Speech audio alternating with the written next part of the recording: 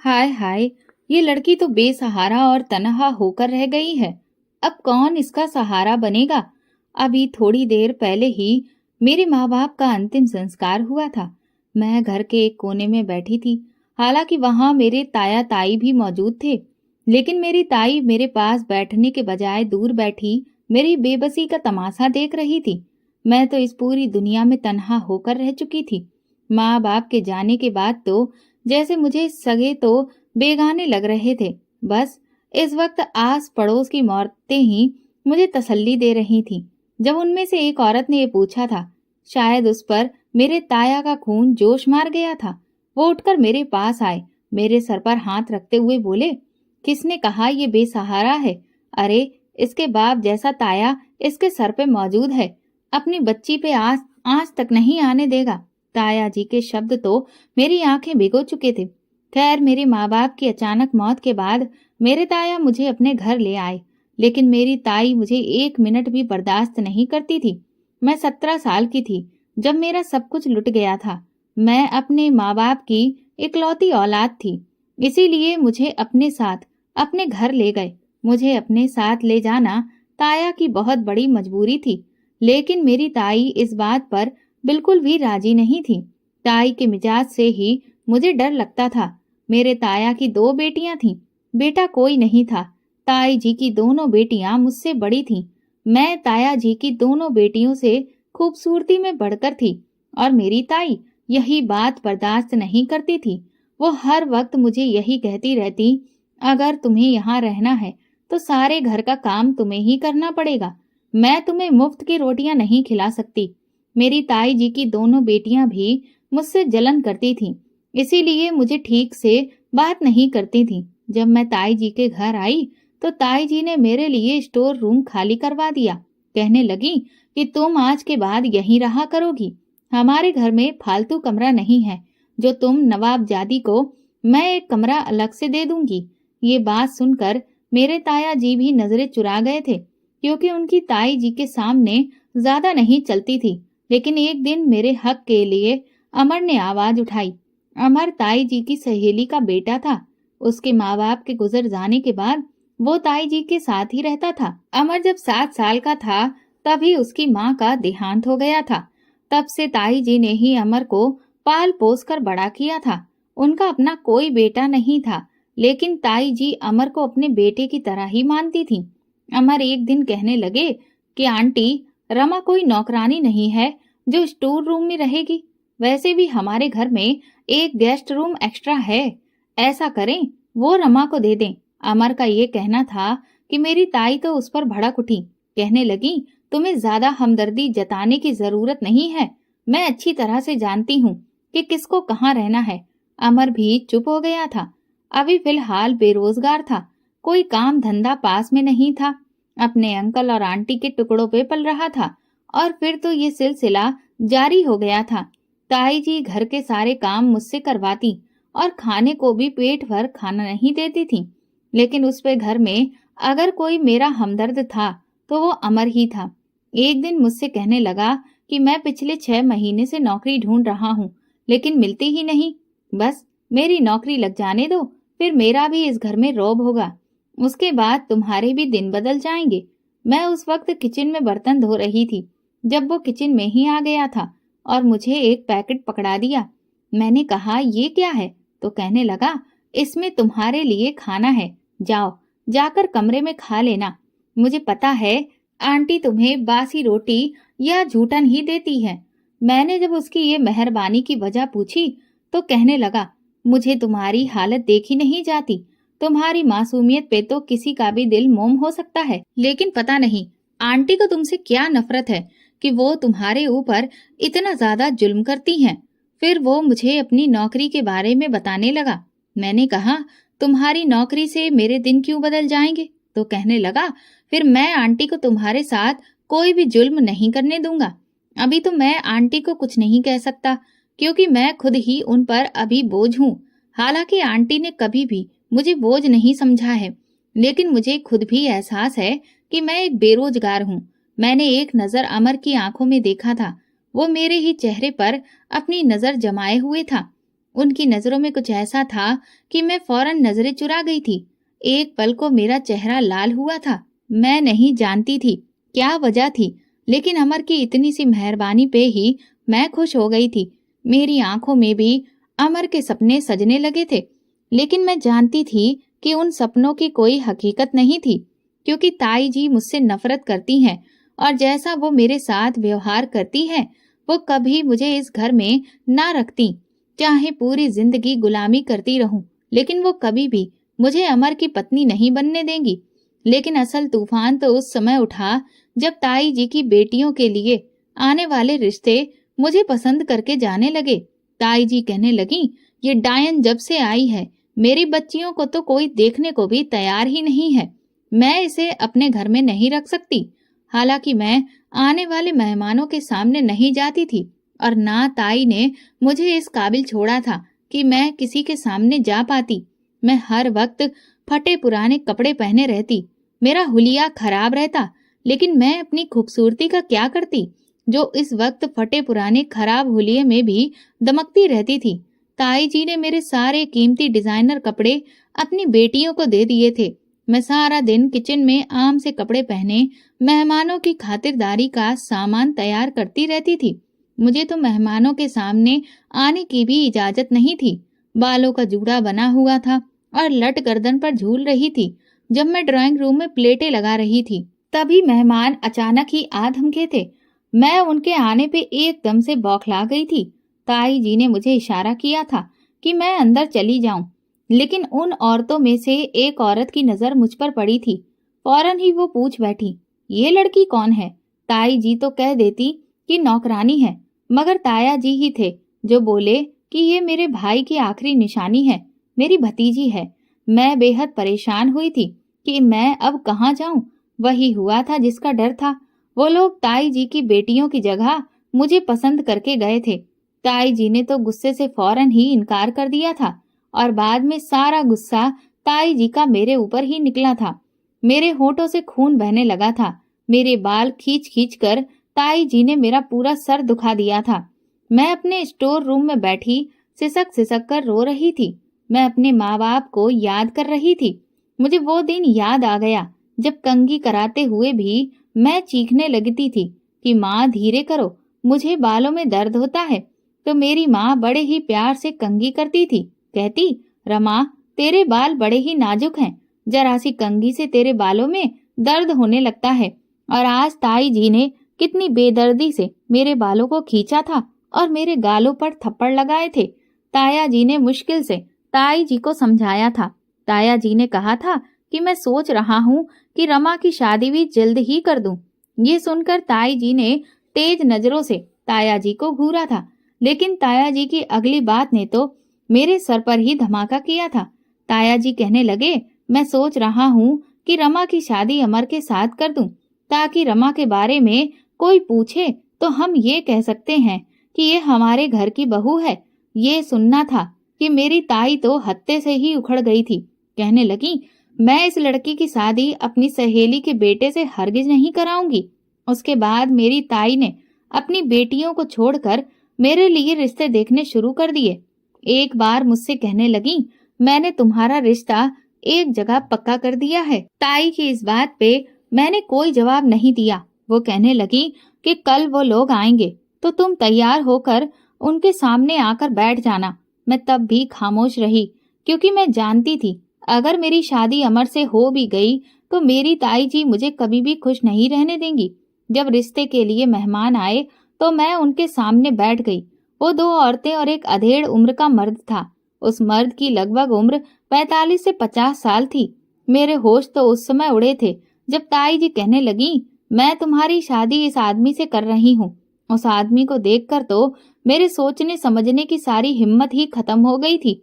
मैं फौरन से उठकर अपने स्टोर रूम में चली गई। उस रात मैं बहुत रोई थी। अपने माँ बाप को याद करती रही। मेरे माँ बाप ने मेरे लिए कितने सपने सजाए थे, मुझे पलकों पे बिठा कर रखते थे, और आज मैं उनके बिना खून के आंसू रो रही थी, लेकिन कोई पूछने वाला नहीं था। रात के 3 बजे मेरे कमरे का दरवाजा खटका था। मैं हैरान थी कि इस वक्त कौन हो सकता है। मैंने पूछा, कौन? तो अमर धीरे से कह रहा था कि रमा दरवाजा खोलो, मुझे तुमसे बात करनी है। एक वही तो इस घर में मेरा हमदर्द था। मैंने तुरंत ही दरवाजा खोल दिया था, लेकिन उसने मेरा हाथ पकड़ा और मुझे बाहर ले आया। उस वक्त हर तरफ सन्नाटा छाया था, सब अपने अपने कमरे में सो रहे थे। मैंने कहा, अमर हाथ छोड़ो मेरा, कहाँ लेकर जा रहे हो? अगर ताई जी उठकर आ गई तो मुझ पर इल्जाम लगाएंगी। वो कहने लगा, तुम्हें पता भी है तुम्हारे साथ इस घर में क्या होने वाला है? वो काफी गुस्से से मुझसे पूछ रहा था, लेकिन मेरे चेहरे पे कोई भाव नहीं थे। मैं तो पहले ही रो रो कर अपना सारा गम निकाल चुकी थी और खुद को किस्मत के हवाले कर दिया था। लेकिन उसकी बात पे फिर से मेरी आंखों में आंसू भर आए थे। मैंने कहा, हाँ मुझे मालूम है, ताई जी एक बूढ़े आदमी से मेरी शादी करना चाहती हैं। मेरी बात सुनकर वो कहने लगा, हमारे पास सिर्फ आज की रात है रमा, वरना कल दोपहर को आंटी तुम्हारी शादी उस बूढ़े आदमी से करवा देगी। मुझे ये तो मालूम था कि मेरा रिश्ता ताई जी ने बूढ़े से आदमी से तय कर दिया है, लेकिन मैं ये नहीं जानती थी कि ताई जी कल ही मेरी शादी उस बूढ़े से करवा देंगी। ये बात सुनकर मैं रोने लगी। मैं जानती थी कि मेरी किस्मत अब बदल नहीं सकती। अमर कहने लगा, तुम अभी चलो मेरे साथ। मैंने कहा, कहाँ जाऊंगी तुम्हारे साथ? तुम क्यों मुझे बदनाम करना चाहते हो? वो कहने लगा कि मैं तुमसे मोहब्बत करता हूँ। ये सुनकर तो मैं हैरान रह गई थी। हालांकि मैं भी अमर के सपने सजाने लगी थी, लेकिन इससे पहले अमर ने कभी भी मुझसे इजहार मोहब्बत नहीं किया था और मैंने कभी उसे पाने की ख्वाहिश भी नहीं की थी, क्योंकि मुझे पता था कि मेरी किस्मत इतनी अच्छी नहीं है कि अमर जैसा लड़का मेरी किस्मत में होता और उसका प्यार मेरी जिंदगी को रंगीन बनाता। वो कहने लगा, रमा तुम मेरे साथ चलो, सुबह होते ही हम दोनों कोर्ट में जाकर शादी कर लेंगे। अमर की बात सुनकर मैं परेशान हुई थी। मैंने कहा, ये मुमकिन नहीं है, मैं ये नहीं कर सकती, ताई जी मुझे जान से मार डालेंगी। वो कहने लगा, क्यों मार डालेंगी? मैं हूं ना। देखो, अगर तुमने मेरी आंटी के डर से उस बूढ़े आदमी से शादी कर ली तो तुम्हारी सारी जिंदगी रोते हुए गुजर जाएगी। बस एक बार हमारी शादी हो जाए तो मेरी आंटी भी कुछ नहीं कर सकती और बहुत जल्द मुझे नौकरी भी मिल जाएगी, तो फिर सब कुछ ठीक हो जाएगा। लेकिन मैं अमर की बात सुनकर बहुत डर गई थी। अमर भले ही मेरे सामने यूं बड़ी बड़ी बातें कर रहा था, लेकिन वो अपनी आंटी के सामने जबान भी नहीं खोलता था। मैं कैसे उस पर विश्वास कर सकती थी कि वो पूरी जिंदगी मेरा साथ निभाएगा, मेरे साथ कदम से कदम मिलाकर खड़ा रहेगा। लेकिन मेरे पास दूसरा कोई रास्ता भी नहीं था, क्योंकि अमर से मोहब्बत तो मुझे भी हो गई थी। मैं उस बूढ़े आदमी से कभी भी शादी नहीं करना चाहती थी, इसीलिए अमर के साथ दहलीज पार कर ली गई थी। अमर मुझे अपने दोस्त के घर ले गया था, जहां उसके सिर्फ नौजवान लड़के दोस्त ही रहते थे। उस फ्लैट में आकर मुझे कुछ डर सा महसूस हो रहा था, लेकिन अमर ने मुझे कमरे में भेज दिया। वो कहने लगा, जैसे ही सुबह होगी हम कोर्ट मैरिज करके घर चले जाएंगे। वो रात मेरी आंखों में ही कटी थी। जैसे ही सुबह हुई मेरे कमरे पर दस्तक हुई थी। दरवाजा खोला तो मेरे कमरे के बाहर अमर ही खड़ा था। उसके साथ में कोर्ट चली गई और फिर उसके दोस्तों की मौजूदगी में मेरी शादी अमर से हो चुकी थी। मैं नहीं जानती थी कि घर पहुंचते ही जो हंगामा शुरू होगा उससे शायद मैं देख पाऊं। मेरी ताई जी तो मुझे जान से ही मार डालती, लेकिन अमर मेरी ढाल बना हुआ था। मुझे तसल्ली देने लगा, कहने लगा, रमा चिंता मत करो, मैं हूं ना, तुम्हें कोई भी कुछ नहीं कहेगा। जैसे ही अमर के साथ मैं घर पहुंची, दरवाजा मेरे ताया जी ने खोला था। मुझे देखकर कहने लगे, मुझे नहीं पता था मेरे भाई का खून इतना गंदा भी हो सकता है। रात भर कहाँ गायब रही थी तुम? मैं रोने लगी। फिर ताया जी अमर से कहने लगे, तुम्हें ये कहाँ से मिली है? शायद ताया जी को ये लग रहा था मैं घर से अकेली भागी थी और अमर मुझे ढूंढ कर लाया है। मैंने डर के मारे अमर का हाथ पकड़ा हुआ था। वो मुझे घर के अंदर ले आया, मेरे हाथ को हल्के से दबाकर मुझे तसल्ली भी देने लगा। अगले ही पल अमर ने कहा कि रमा कहीं नहीं गई थी, बल्कि ये पूरी रात मेरे साथ थी। ये सुनना था कि मेरे ताई ताया दोनों ही आंखें पूरी खोले उसे देखने लगे। वो कहने लगा, आप लोग रमा के साथ जुल्म कर रहे थे, उसकी शादी एक बूढ़े आदमी से कर रहे थे, इसीलिए मुझे ये कदम उठाना पड़ा। मैंने रमा से कोर्ट मैरिज कर ली है। मेरे ताया जी तो अमर के फैसले से खुश हो गए थे, लेकिन मेरी ताई वहीं सीने पे हाथ मारकर सोफे पर गिर गई थी। कहने लगी, इस लड़की ने मेरे मासूम बेटे को अपने प्यार के जाल में फंसा लिया है, मैं इसे जिंदा नहीं छोड़ूंगी। ये कहकर ताई जी मेरी तरफ लपकी थी और मेरी गर्दन अपने हाथों में दबोच ली थी, लेकिन अमर ने ताई जी को धक्का देकर मेरी गर्दन छुड़ाई थी। वो कहने लगा, आंटी होश से काम लो, रमा अब मेरी पत्नी है, आप उस पर इस तरह जुल्म नहीं कर सकती। ताई जी तो गुस्से से पागल हो रही थी। वो कहने लगी, मैं इस लड़की को अपने घर में 1 मिनट भी बर्दाश्त नहीं करूंगी, मैं इसका जीना दूभर कर दूंगी। लेकिन अमर ने सबसे कह दिया था कि अब रमा पत्नी की हैसियत से इस घर में आई है, अब अगर किसी ने भी उसे परेशान करने की कोशिश की तो याद रखना, मैं अपनी पत्नी का साथ दूंगा और इस घर को छोड़कर चला जाऊंगा। आप लोग मेरी शक्ल को तरस जाएंगे। अमर की इस बात पे सबके मुंह बंद हो चुके थे। भले ही अमर ताई जी की सहेली का बेटा था, लेकिन ताई जी और ताया जी ने उसे हमेशा सगे बेटों की तरह पाला था, क्योंकि ताई जी और ताया जी का कोई अपना सगा बेटा नहीं था। अमर मुझे अपने कमरे में बिठाकर चला गया। मैं वहां पर बैठी रो रही थी और आंसू बहा रही थी। जब वो कमरे में आया तो कहने लगा, अब तुम्हें किस बात का डर है? मैंने कहा, ताई जी कभी भी मुझे इस घर में स्वीकार नहीं करेंगी। तो कहने लगा, तुम सब कुछ भूल जाओ। उसने मेरा हाथ अपने हाथ में थाम लिया था। काफी देर मुझसे प्यार मोहब्बत की बातें करता रहा, अपनी मोहब्बत का विश्वास दिलाता रहा। लेकिन जब मेरे करीब होने लगा तो उससे पहले उसने मुझे एक गोली खाने को दी। कहने लगा, ये दवा खा लो। मैंने कहा, ये किस चीज की दवा है? तो वो कहने लगा, देखो, जिन हालातों में हमारी शादी हुई है, मैं चाहता हूँ कि तुम जल्दी से उम्मीद से हो जाओ। जब तुम मेरे बच्चे की माँ बन जाओगी तो आंटी भी जल्दी ही तुम्हें स्वीकार कर लेंगी। अमर की ये बात मुझे भी कुछ ठीक लगी थी, इसलिए मैंने उसके हाथ से मेडिसिन लेकर खा ली। उसके बाद अमर ने मुझे अपनी बाहों के घेरे में भर लिया था। धीरे धीरे मुझ पर भी खुमारी सी चढ़ने लगी थी और इसी खुमारी और नशे में मैं अमर के प्यार को महसूस कर रही थी। उस रात उसने मेरे ऊपर अपनी सारी चाहतें लुटा दी थीं, लेकिन इन चाहतों के पीछे छिपे हुए मकसद से मैं अनजान थी। काश मैं उसके मक्कार चेहरे को पहचान लेती तो आज मैं खून के आंसू ना बहाती। सुबह जब मेरी आंख खुली तो मैं अभी तक अमर की बाहों में सो रही थी। वो मुझसे पहले ही जागा हुआ था। आंखें खुली तो सामने उसका चेहरा था। उसे यूं खुद के करीब मुस्कुराता देखकर तो मैं शर्मा सी गई थी। बीती रात याद आते ही मेरे गालों पे हया की लाली छाने लगी थी। मैंने फौरन खुद को उसके बाजू से छुड़ाया और वहां से उठ गई।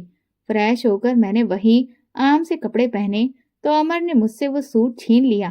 कहने लगा, तुम ये कपड़े क्यों पहन रही हो? आज इस घर की बहू के तौर पर तुम्हारा पहला दिन है। वो मेरे लिए खूबसूरत सा ड्रेस निकाल कर लाया और कहा, ये पहनकर तैयार हो जाओ, फिर हम नाश्ता करने के लिए बाहर चलते हैं। मैं उसकी मोहब्बत और ख्याल देखकर तो जैसे निहाल सी हो रही थी।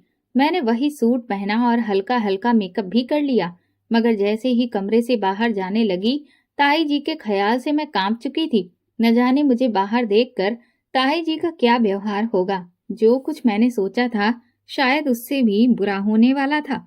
मैं तैयार होकर डरते डरते कमरे से बाहर निकली। डाइनिंग टेबल पे नाश्ता लग चुका था। जैसे ही मैं बाहर आई तो ताई जी ने एक नजर मुझ पर डाली। वैसे तो सुबह का नाश्ता मैं बनाया करती थी, मगर आज ताई जी ने खुद बनाया था। उनकी तो हालत ही खराब हो रही थी। मुझे कमरे से बाहर निकलते देखकर वो गुस्से से कहने लगी, आओ आओ महारानी साहिबा, इस घर में मालकिन के तौर पर आज तुम्हारा पहला दिन है, तब भी कमरे से बाहर तुमने कदम नहीं निकाला। मैं तो अब इस घर की नौकरानी हूं ना, तुम लोगों को अब खाना पेश करूंगी, तुम लोगों के नखरे भी उठाऊंगी। ताई जी के ये शब्द सुनकर मैं फौरन अमर के पीछे छुपी हुई थी, जबकि अमर ने फौरन मेरा हाथ थामकर खींचा और कहने लगा, डरने की कोई जरूरत नहीं है, मैं हूं ना। मैं अमर के साथ ही लगी डरती हुई डाइनिंग टेबल तक पहुंची थी, फिर अमर के साथ ही कुर्सी पर बैठ गई। ताई जी की दोनों बेटियां भी मुझे गुस्से से घूर रही थीं। वो सब लोग ही शादी से खुश नहीं थे, वो तो पहले ही मुझसे नफरत करते थे। जैसे तैसे मैंने बड़ी मुश्किल से नाश्ता किया और फिर जब घर में काम करने लगी तो ताई जी ने मेरा हाथ झटक दिया। कहने लगी, लड़की, तू मेरे हाथों मारी जाएगी। बेहतर है अपनी शक्ल मेरे सामने से गायब करके रहना, वरना तेरे लिए अच्छा नहीं होगा। वो बहुत ही गुस्से में थी। मैं खामोशी से अपने कमरे में चली गई। अमर घर से बाहर जा चुका था। कहने लगा, मैं नौकरी ढूंढने जा रहा हूँ। मैं सारा दिन कमरे में बंद रही। किसी ने आकर मुझे खाने तक का नहीं पूछा था, और कमरे से बाहर जाकर मैं ताई जी के गुस्से का शिकार नहीं होना चाहती थी। पूरा दिन मैं भूखी प्यासी पड़ी रही। शाम को जब अमर घर आया तो आते ही उसने मुझे अपनी बाहों में ले लिया। मेरे माथे पे अपने प्यार का इजहार कर कहने लगा, आज का दिन कैसा गुजरा? किसी ने तुम्हें कुछ कहा तो नहीं? मगर मेरी आंखों से तो आंसू बहने लगे थे। भूख से मेरा बुरा हाल था। मैं उसे बताने लगी तो वो भी खामोश हो गया। कहने लगा, बस कुछ समय लगेगा, फिर आंटी बिल्कुल ठीक हो जाएंगी। चलो, मैं तुम्हें बाहर से खाना खिलाकर लाता हूँ। अमर ने उसी वक्त मुझे अपने साथ लिया और एक रेस्टोरेंट में डिनर करवाने के लिए ले गया। उसकी मोहब्बत देखकर जैसे मैं उसकी दीवानी सी होती चली जा रही थी। अमर एक अकेला ऐसा था जिसकी मोहब्बत मुझे सहारा दिए हुए थी। हर रात सोने से पहले वो मुझे गोली जरूर खिलाया करता था। मेरी भी यही दुआ थी कि बस जल्द से जल्द मैं उम्मीद से हो जाऊं, ताकि ताई जी का व्यवहार मेरे साथ कुछ ठीक हो जाए। मगर उनके व्यवहार में जरा भी अंतर नहीं आया था। अगले दिन से सारे काम वो मुझसे करवाने लगी थी। अब तो गाली गलौज भी करने लगी थी। कुछ दिन बाद पड़ोस की कुछ औरतें आईं, ताई जी के पास आईं, तो उनके सामने वो मुझसे कहने लगी, ये लड़की देख रही हो ना, तुम जिस पर तरस खाकर तुम लोगों ने किसी जमाने में इस पर हमदर्दियां जताया करती थी। अरे इसी लड़की ने मेरे बेटे को मुझसे छीन लिया है। कैसे शकल से मासूम लगती है, मगर मेरे बेटे को घर से भगाकर ले गई। उससे शादी करके घर आई है। मेरे मासूम बेटे को इस लड़की ने अपने कब्जे में कर रखा है। उन औरतों ने जब ये सुना तो वो भी मुंह पे हाथ रखकर मुझे बुरा भला कहने लगी। अब पूरे मोहल्ले में ये बात फैल चुकी थी कि मैंने अपने ताई के रिश्तेदार पर डोरे डालकर उससे शादी की है। मैं अब किसी से मिलती जुलती नहीं थी, सिवाय एक अमर के। मैं उसी से बात करती, उसी से अपने दिल का हाल कहती थी। वो मेरी पूरी दुनिया था, और उसको मोहब्बत के होते हुए मैं हर किसी से लड़ने को तैयार थी। मेरे लिए यही बात बहुत थी कि वो अपने घर वालों के खिलाफ जाकर मेरे साथ इतनी मोहब्बत जताता रहा है, मेरी खातिर, मेरे हक की खातिर लड़ रहा है। हमारी शादी को 5 महीने गुजर चुके थे जब एक दिन शाम के समय अमर घर आया। दरवाजे पे दस्तक दी। दरवाजा खुला तो बाहर वकील साहब थे। उन्हें गेस्ट रूम में बिठाया गया। मैं उस वक्त किचन में खाना बना रही थी। जब अमर मुझे लेने आया, वो मेरा हाथ पकड़कर मुझसे बोला, फौरन अपना हुलिया सही करो और गेस्ट रूम में आओ, वकील साहब आए हैं। मैंने अमर से कहा, आप देख लें, जो भी मामले हैं, मेरा होना क्या जरूरी है? तो अमर कहने लगे, हाँ, तुम 18 साल की हो चुकी हो और वो तुमसे तुम्हारी जायदाद के बारे में बात करने आए हैं। ये सुनकर एक पल को मैं रुक सी गई थी। खैर, चूल्हा वहीं बंद किया और अपना हुलिया सही करके गेस्ट रूम में चली गई। मेरे पापा का एक बहुत बड़ा कारखाना था। वो सारी जायदाद बाद में मुझे ही मिलने वाली थी, मगर मेरी उम्र 18 साल से कुछ महीने कम थी, इसीलिए जायदाद तब तक मेरे नाम नहीं हो सकती थी जब तक मैं 18 की नहीं हो जाती। 2 दिन पहले ही मैं 18 साल की हो चुकी थी और मेरी सालगिरह भी अमर ने बड़ी ही धूमधाम से मनाई थी। मैं वकील साहब के सामने जाकर बैठी तो उन्होंने एक नजर मुझे सर से पैर तक देखा, फिर मुझसे कहने लगे, ये जायदाद आपके पापा ने आपके नाम की है। अगर आप अपनी रजामंदी से चाहें तो इस जायदाद में से किसी को भी हिस्सेदार ठहरा सकती हैं। इन पेपर्स पे साइन कर दें। वकील साहब की बात सुनकर मैंने गहरी सांस ली थी। अमर को देखा। उस कारखाने और जायदाद का अमर की मोहब्बत के आगे कोई मोल नहीं था। वैसे भी कारखाना मैंने तो संभालना नहीं था, ये सब तो मैंने अमर को ही देना था। इसीलिए ज्यादा देर न करते हुए मैंने वो पेपर अमर की तरफ बढ़ा दिए। ये देखकर अमर हैरानगी से देखने लगा। मैंने मुस्कुराकर कहा कि अमर, तुमने मेरे लिए बहुत कुछ किया है। तुम्हारी मोहब्बत के आगे ये दौलत कुछ भी नहीं है। मैं चाहती हूँ अपनी सारी दौलत तुम्हारे नाम कर दूं। वैसे भी सब कुछ तुम्हारे पास रहे या मेरे पास रहे, बात तो एक ही है। ये सुनकर अमर कुछ उलझन का शिकार हुआ था। उसके हाथ कांपने लगे थे।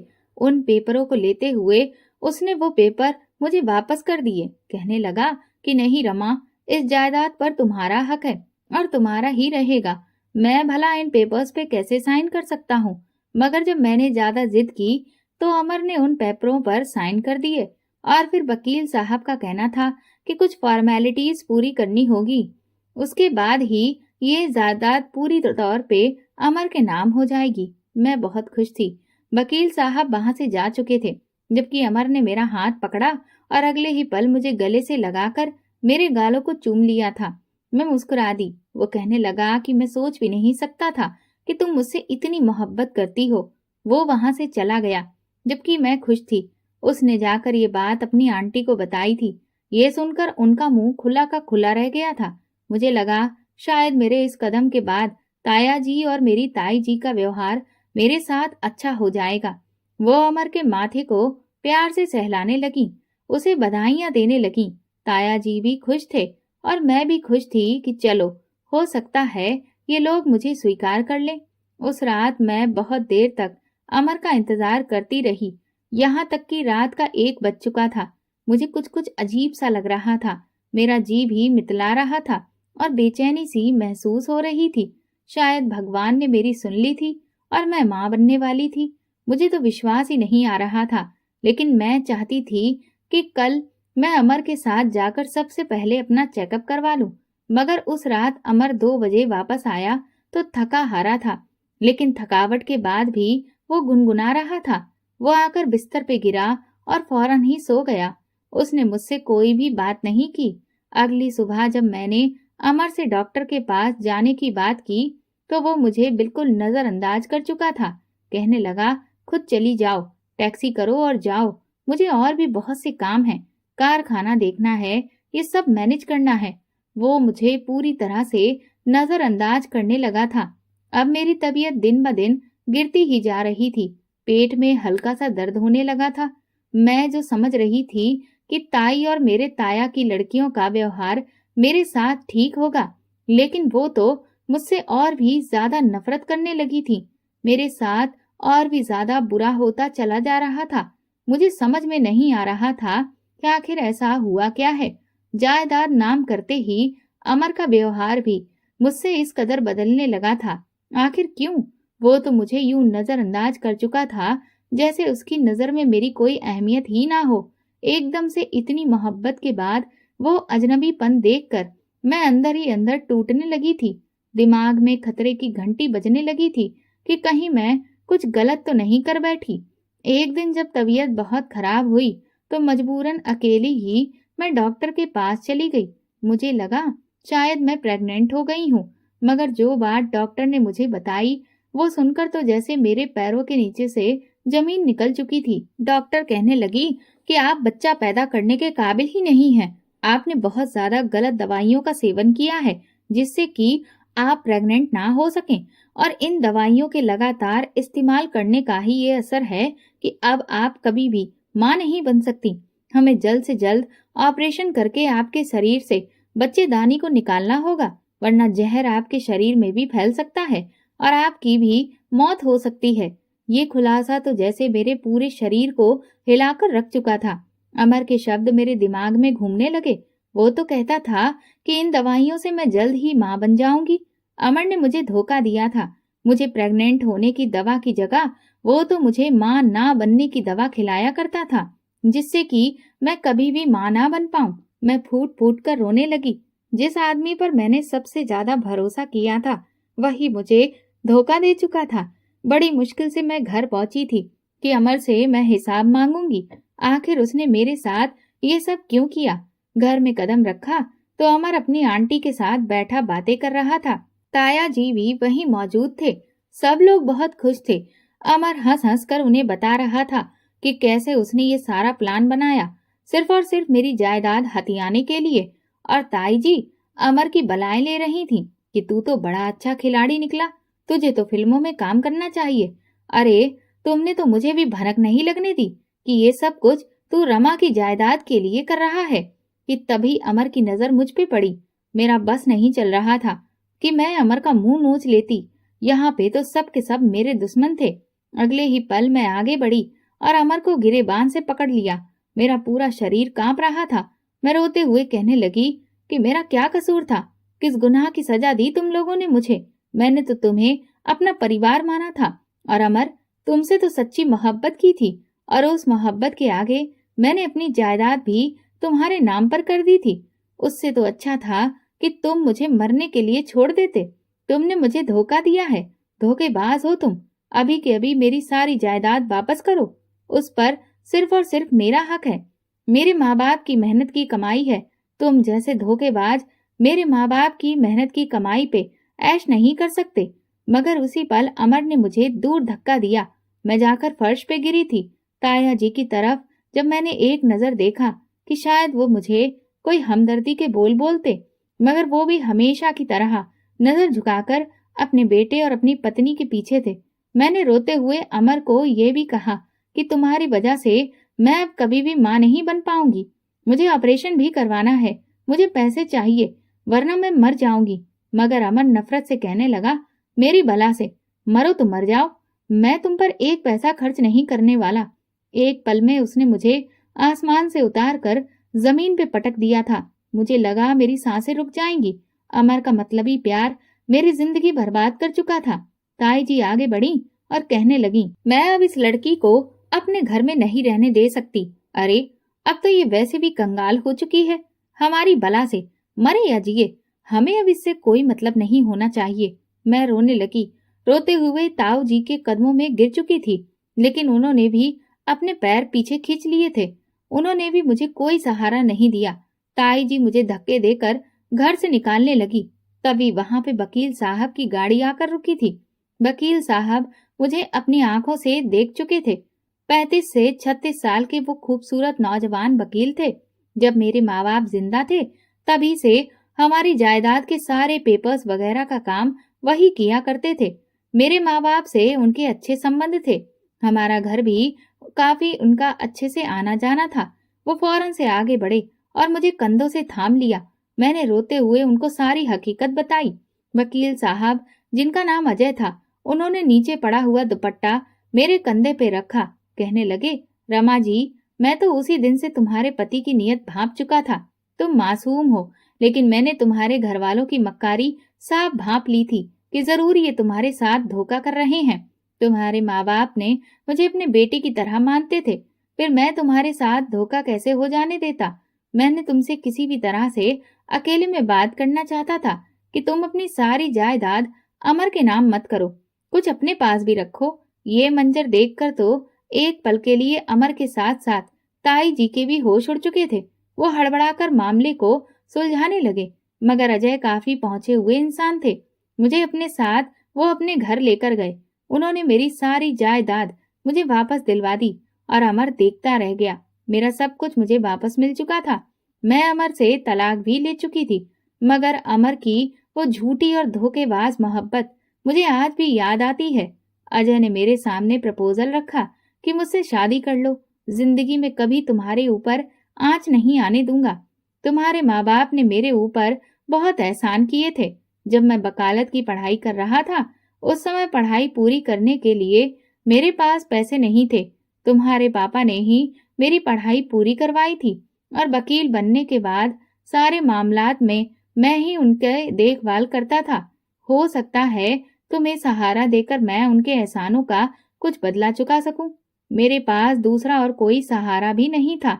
मैंने चुपचाप अजय से शादी कर ली, और जो मेरी किस्मत के लिए सबसे अच्छा फैसला साबित हुआ था। और वो मुझे बहुत ही मोहब्बत करने वाला पति साबित हुआ था। उसने मुझे अपनी पलकों पर बिठा कर रखा था, कभी किसी चीज की कमी नहीं होने दी थी। अजय की मोहब्बत पाकर मैं अमर की वो झूठी मोहब्बत को भूलने लगी थी। उसके दिए हुए जख्म अब भरने लगे थे। अजय ने मेरा ऑपरेशन करवा दिया था। बच्चेदानी निकाल दी गई थी। मैं उस दिन फूट फूट कर रोई थी कि मैं फिर कभी मां नहीं बन सकती थी, लेकिन अजय ने ही मुझे हिम्मत दी थी और फिर अगले ही साल हमने एक बच्चा अडॉप्ट कर लिया था। आज मेरा परिवार पूरा हो चुका है। अजय की मोहब्बत और एक प्यारे से बच्चे ने मेरी जिंदगी में अब कोई भी कमी नहीं रखी है। दोस्तों, अगर आपको हमारी कहानी पसंद आई है तो कमेंट करके जरूर बताएं और वीडियो को लाइक करके ज़्यादा से ज़्यादा शेयर करें। चैनल पर नए हैं तो सब्सक्राइब करें और हाँ, नोटिफिकेशन बेल को ज़रूर दबाएं ताकि अगली अपडेट सबसे पहले आपको मिले। धन्यवाद।